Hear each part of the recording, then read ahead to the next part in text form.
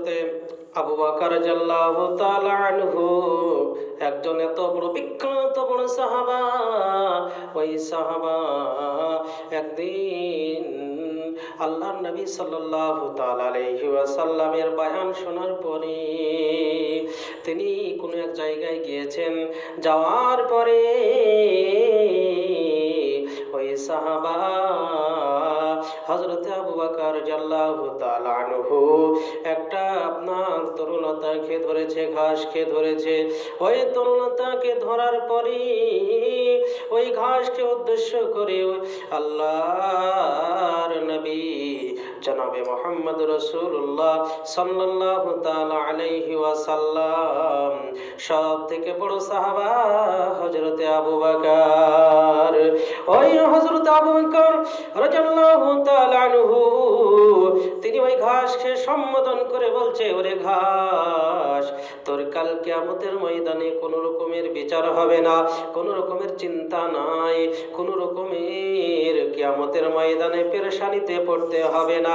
আমি আবু বকর, আমি আখে কাল কিয়ামতের ময়দানে আমার আল্লাহ, আমার মালিক সেদিন হিসাব নিবে যে তুমি কি করেছো পৃথিবীর বুকে, ভালো মন্দ একদম পাই টু পাই সব কিছুর হিসাব আমার আল্লাহ সেদিন নিবেন। মানুষ আর জিন আল্লাহ রাব্বুল আলামিন পবিত্র কোরআনে ঘোষণা করেছেন, ওয়া মা খালাকাতুল জিন্না ওয়াল ইনসা ইল্লা লিয়াবুদুন। মানুষ আর জিন এই দুটির কাল কিয়ামতের ময়দানে আমার আল্লাহ সেদিন হিসাব নিবে।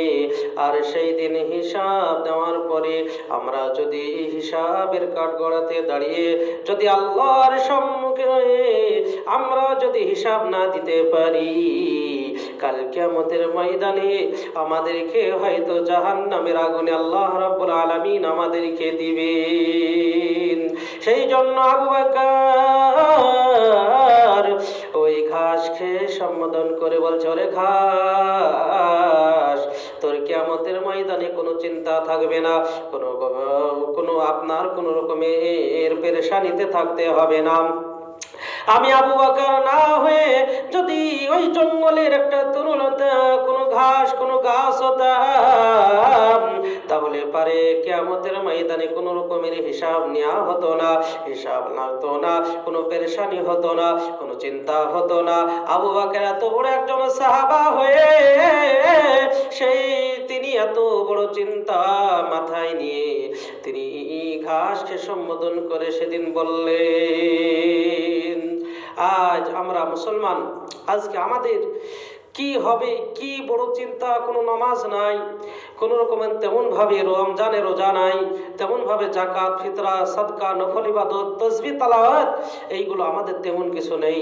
হযরত আবু বকর রাদিয়াল্লাহু তাআলা আনহুর এক রাত্রির ইবাদত আর तमाम জাহানের পৃথিবীর মানুষের ইবাদত যদি এক কাছে রাখা হয়, এক পাল্লাই যদি রাখা হয়, আর আবু বকরের ঈমান যদি একটা রাত্রির ঈমান যদি একটা পাল্লায় রাখা হয়, আবু বকরের ঈমানের ওই পাল্লাটা ভারী হয়ে যাবে। জোরে বলে সুবহানাল্লাহ।